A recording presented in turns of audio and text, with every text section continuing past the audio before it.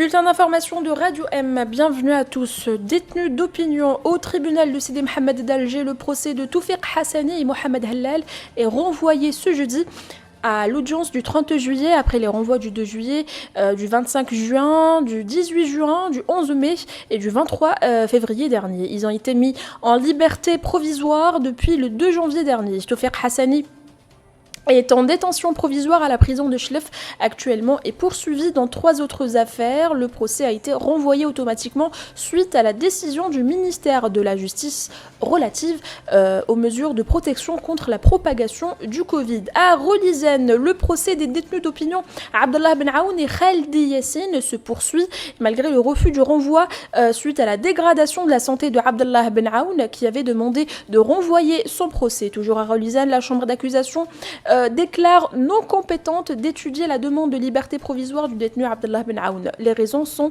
son dossier a été déjà programmé à la criminelle. À Betna, Hadrani Mouawiya et Mohamed Yazid ont été convoqués hier par la justice. Leur procès est programmé pour le dimanche 19 juillet au tribunal de Aris. Ils sont accusés d'outrage à corps constitué.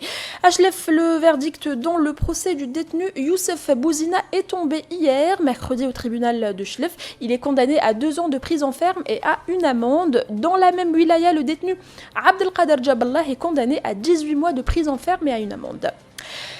Le Premier ministre Abdelaziz Jarrad a annoncé aujourd'hui la prolongation de 10 jours les mesures de confinement partiel dans 29 wilayas. Ces mesures qui avaient été annoncées vendredi dernier pour une durée d'une semaine concernent les wilayas de Boumerdas, Sougaras, Tissimsilt, Djelfa, Maaskar, El Bouagui, Betna, Bouira, Relizane, Biskra, Khenchlam, Sila, Chlef, Sidi Bel Abbas, Mdiya, Blida, Bourj Bouariric, Tipaza, Ouergla, Béchar, Alger, Constantine, Oran, Sétif, Annaba, Béjaïa, Adrar, Larouat et El Oued. La Sonalgaz ne coupera pas le courant électrique ni le gaz pour les citoyens qui n'ont pas pu payer leurs factures. C'est le PDG de la Sonalgaz, Shaher Boulkharas, qui explique que le règlement des factures se fera à la fin de la pandémie.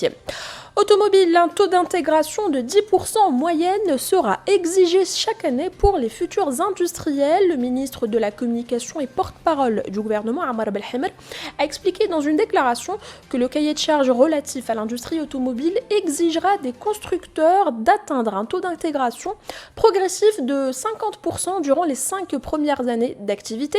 Rappelons que le ministre de l'Industrie, Farhat Aït-Ali Ibrahim, avait déclaré en février dernier que le nouveau cahier de charges relatif à l'industrie automobile serait prêt avant la fin du mois d'avril et qu'il exigerait un taux d'intégration initial de 30% ainsi qu'un apport initial en capital égal ou supérieur à 30% de l'investissement. C'était le bulletin d'information de ce jeudi.